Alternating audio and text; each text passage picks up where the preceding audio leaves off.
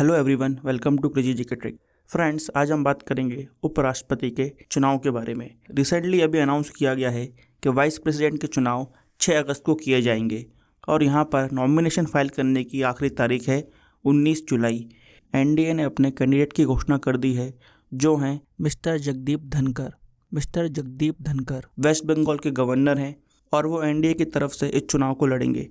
दूसरी तरफ opposition party की कैंडिडेट हैं मार्गरेट एल्वा। ये पूर्व गवर्नर हैं और यूनियन मिनिस्टर रह चुकी हैं, जो इस वक्त वाइस प्रेसिडेंट पोस्ट के लिए चुनाव लड़ने वाली हैं। फ्रेंड्स, यहाँ पर आज हम बात करने वाले हैं वाइस प्रेसिडेंट के इलेक्शन के बारे में। यहाँ पर हम देखेंगे कि किस तरह से वाइस प्रेसिडेंट का इलेक्शन होता है। यहाँ पर हम ये भी देखेंगे कि संविधान में क्या क्या प्रावधान दिए गए हैं। हम यहाँ पर उपराष्ट्रपति की पावर और कर्तव्यों को भी समझेंगे और लास्ट में हम बात करेंगे इंडिया के कुछ प्रमुख वाइस प्रेसिडेंट यानी कि उपराष्ट्रपतियों के बारे में। आइए सबसे पहले देखते हैं कि संविधान क्या बोलता है वाइस प्रेसिडेंट के बारे में। फ्रेंड्स, वाइस प्रेसिडेंट की post second highest constitutional authority होती है इंडिया में आफ्टर प्रेसिडेंट, यानी कि ये दूसरा सर्वोच्च संवैधानिक पद है इंडिया में। उपराष्ट्रपति की जो भी पावर हैं, शक्तियाँ हैं, वो उनको मिलती हैं संविधान से और उनका उल्लेख किया गया है आर्टिकल 63 में। इसके अलावा आर्टिकल 64 ये कहता है कि जो वाइस प्रेसिडेंट रहेंगे इंडिया के, वो एक्स ऑफिसो चेयरमैन रहेंगे काउंसिल ऑफ स्टेट्स यानी कि राज्यसभा के। तो यहाँ पर जो कोई भी वाइस प्रेसिडेंट नियुक्त होता है वो बाय डिफ़ॉल्ट बन जाते हैं चेयरमैन ऑफ राज्यसभा।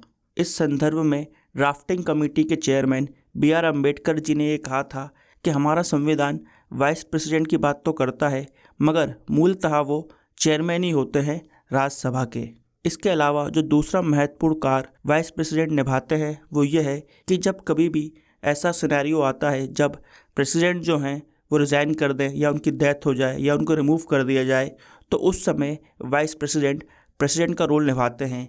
ये प्रावधान भी दिया गया है हमारे संविधान के आर्टिकल 65 में। इसके अलावा आर्टिकल 64 का क्लॉज 2 भी ये बोलता है कि जब कभी भी इंडिया के प्रेसिडेंट अपने कार्यों को निर्वाह नहीं कर पा रहे हैं, चाहे उनकी तबीयत खराब है या वो किसी भी कारणवश एब्सेंट हैं, तब पूरा कार्यभार वाइस प्रेसिडेंट संभालते हैं as a president of India. और जब भी वो प्रेसिडेंट का कार्यभार संभालते हैं तो उस वक्त पूरी पावर जो होती है प्रेसिडेंट की उनके पास आ जाती है और वो एज अ प्रेसिडेंट एक्ट करते हैं इंडिया के। और यहाँ पर सैलरी, अलाउंसेस, जो कोई भी सुविधा प्रेसिडेंट को दी जाती हैं उस समय वो उनको भी प्राप्त होती हैं। आइए फ्रेंड्स, अब हम बात करते हैं कि क्या एलिजिबिलिटी होती है इंडिया में वाइस प्रेसिडेंट बनने की। इंडियन कॉन्स्टिट्यूशन का आर्टिकल 66 सब क्लॉज 3 ये बताता है कि क्या क्या एलिजिबिलिटी है। यहाँ पहली कंडीशन ये है कि वो इंडिया के सिटीजन होने चाहिए। दूसरी बात यह है कि उनकी एज एटलीस्ट 35 ईयर्स होनी चाहिए। तीसरी सबसे इम्पॉर्टेंट कंडीशन ये है कि वो क्वालिफाइड होने चाहिए to become the member of Council of States यानी कि राज्यसभा, यानी कि उनकी इतनी योग्यता होनी चाहिए कि वो राज्यसभा के मेंबर बन सकें। आइए अब बात करते हैं कि किस तरह से इलेक्शन कंडक्ट कराए जाते हैं वाइस प्रेसिडेंट के पद के लिए। यहाँ पर एक इम्पॉर्टेंट कंडीशन ये भी है कि जो कोई भी व्यक्ति वाइस प्रेसिडेंट का चुनाव के लिए खड़े होते हैं वो फिर गवर्नमेंट के अंतर्गत ऑफिस ऑफ प्रॉफिट को होल्ड नहीं कर सकते, यानी कि वो किसी भी लाभ के पद पर नियुक्त नहीं हो सकते। अगर वो वहाँ पर नियुक्त हैं तो उनको उस पद से रिज़ाइन करना पड़ता है। यहाँ पर जो कोई भी व्यक्ति अपना नॉमिनेशन फाइल करता है उनके पास एटलीस्ट 20 सांसदों का समर्थन होना चाहिए, जिनको हम बोलते हैं प्रपोजर्स, और उसके साथ साथ दूसरे और सांसदों का समर्थन होना चाहिए जिनको हम बोलते हैं सेकेंडर्स। नॉमिनेशन फाइल करते समय इन 40 सांसदों को अपने कैंडिडेट का नाम प्रपोज करना पड़ता है। यहाँ पर एक कंडीशन ये भी दी गई है आर्टिकल 66 के सब क्लॉज 2 में कि जो कोई भी वाइस प्रेसिडेंट बनता है वो मेंबर नहीं होना चाहिए लोकसभा का और राज्यसभा का, और यदि कोई मेंबर इलेक्ट हो जाता है तो उनकी मेंबरशिप अपने आप ही इनवैलिड हो जाती है, रिक्त हो जाती है, अगर वो वाइस प्रेसिडेंट ऑफ इंडिया बन जाते हैं। अब हम बात करते हैं कि वाइस प्रेसिडेंट के चुनाव में वोटिंग किस तरह होती है।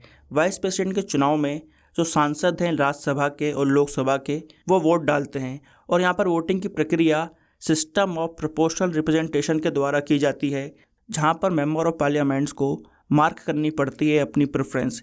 यहाँ पर जितने भी कैंडिडेट खड़े हुए हैं उनके आगे उनको 1, 2, 3, 4 अपनी प्रेफरेंस के हिसाब से लिखना पड़ता है। यहाँ पर फर्स्ट प्रेफरेंस लिखना कंपलसरी है, बाकी स्थान आप रिक्त भी छोड़ सकते हैं। और यहाँ पर जो वोटिंग का मेथड है वो कहलाता है सिंगल ट्रांसफरेबल वोट, और ये वोटिंग प्रक्रिया सीक्रेट बैलेट के थ्रू होती है। यानी कि यहाँ पर सांसद किसको वोट डालते हैं ये बात गोपनीय रहती है, किसी को पता नहीं चलता है। यहाँ पर हमको ये बात नोट करना चाहिए कि वाइस प्रेसिडेंट के चुनाव में नॉमिनेटेड मेंबर भी वोट डाल सकते हैं और इलेक्टेड मेंबर तो वोट डालते ही हैं, मगर प्रेसिडेंट के चुनाव में हमने ये देखा है कि नॉमिनेटेड मेंबर्स वोट नहीं डाल सकते।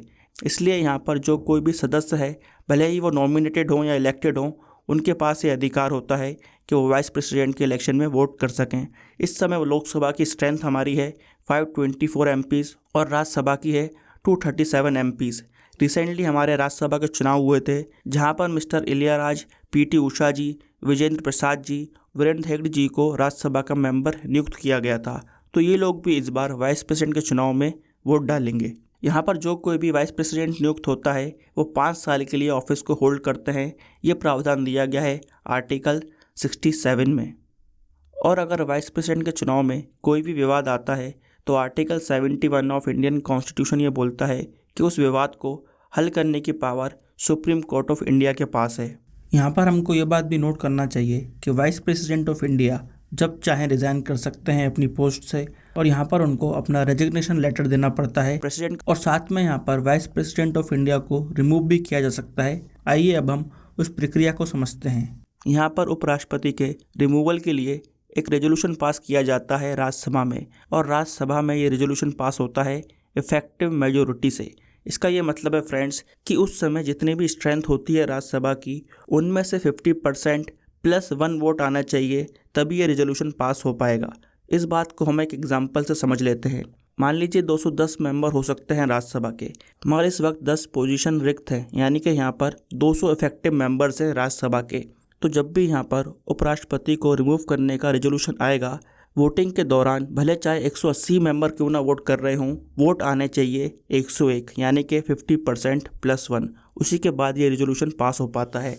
और जब ये रेजोल्यूशन राज्यसभा से पास हो जाता है तो फिर ये रेजोल्यूशन जाएगा लोकसभा के पास, और लोकसभा को यहाँ पर एग्री करना पड़ता है राज्यसभा से, तभी वाइस प्रेसिडेंट को रिमूव किया जा सकता है। और यहाँ पर हमको ये बात नोट करना चाहिए कि लोकसभा को ये रेजोल्यूशन पास करना पड़ेगा सिर्फ सिंपल मेजोरिटी से, यानी कि उस समय जितने भी लोग वोटिंग कर रहे हैं उनका 50% +1। तो ये फ्रेंड्स छोटा सा डिफरेंस है, इसको आप ज़रूर याद रखिएगा, और इस क्लॉज को लेकर काफ़ी क्वेश्चंस भी बनते हैं एग्ज़ाम में। आइए अब बात करते हैं इंडिया के कुछ प्रमुख वाइस प्रेसिडेंट्स जो आगे जाकर प्रेसिडेंट का पद भी संभालते हैं। यहाँ पर सबसे पहले वाइस प्रेसिडेंट रहे इंडिया के S राधाकृष्णन। ये सबसे पहले वाइस प्रेसिडेंट तो थे ही इंडिया के। इसी के साथ उन्होंने वाइस प्रेसिडेंट के इलेक्शन 2 बार जीता। वो 2 बार इंडिया के वाइस प्रेसिडेंट रहे और 1962 में इंडिया के प्रेसिडेंट बनते हैं। इसके अलावा जाकिर हुसैन जी, VV Giri ji, R Venkat Raman ji, Shankar Dayal Sharma ji, KR Narayan ji, ये सब वो वाइस प्रेसिडेंट हैं जो आगे जाकर इंडिया के प्रेसिडेंट भी बनते हैं। इसके साथ हमको ये बात भी नोट करना चाहिए कि S राधाकृष्णन जी के बाद हामिद अंसारी जी ही ऐसे व्यक्ति हैं जिनको 2 बार वाइस प्रेसिडेंट नियुक्त किया गया इंडिया का। 2007 से लेकर 2017 तक हामिद अंसारी जी इंडिया के वाइस प्रेसिडेंट रहे थे। फ्रेंड्स, यहाँ पर आप सभी के लिए एक क्वेश्चन है जिसका उत्तर आपको कमेंट बॉक्स में देना है कि संविधान में उपराष्ट्रपति के पद का प्रावधान किस देश के संविधान से ग्रहण किया गया है। इसके ऑप्शंस हैं ऑस्ट्रेलिया से, जापान से, चीन से या अमेरिका से। फ्रेंड्स, इसका आंसर आपको कमेंट बॉक्स में देना है। तो फ्रेंड्स, यहाँ पर हमने डिस्कस करा वाइस प्रेसिडेंट के बारे में। हमने यहाँ पर उनकी संवैधानिक पोजीशन को समझा और क्या क्या कर्तव्यों का वो निर्वाह करते हैं, इन बातों को भी हमने यहाँ पर समझा है। आई होप आपको ये वीडियो इन्फॉर्मेटिव लगा होगा। ऐसे ही वीडियो देखने के लिए इस वीडियो को लाइक करें, शेयर करें और हमारे चैनल को सब्सक्राइब करें। Till then friends, bye bye and take care.